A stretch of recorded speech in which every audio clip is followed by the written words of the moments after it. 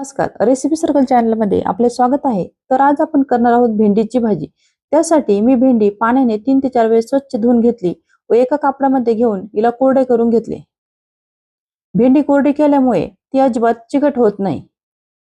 आता आपण ही भेंडी कापून घेऊया। तर या पद्धतीने भेंडीमध्ये काही कीड आहे का चेक करून कापून घेऊया।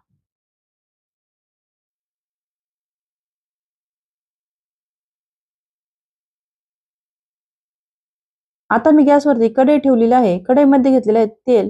तेल गरम झाल्यानंतर यामध्ये घालूया मोहरी, जिरे। हे चांगले तडतडल्यानंतर यामध्ये घालूया लसूण, हिरवी मिरची व लसणाला ब्राऊन कलर येईपर्यंत हे परतून घेऊया।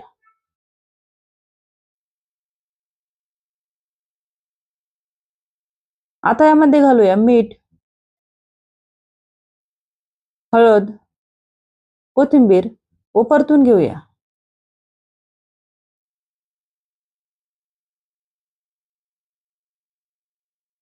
आता यामध्ये मिक्स करूया भेंडी।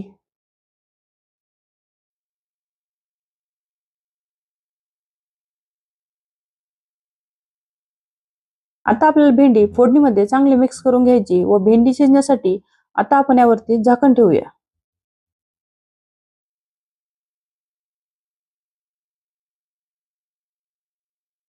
आता यावरील झाकण काढून घेऊया।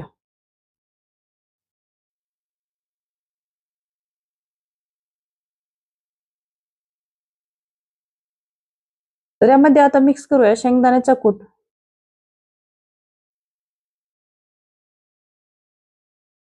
शेंगदाण्याचा कूट आपल्याला भेंडीमध्ये व्यवस्थित मिक्स करून घ्यायचा।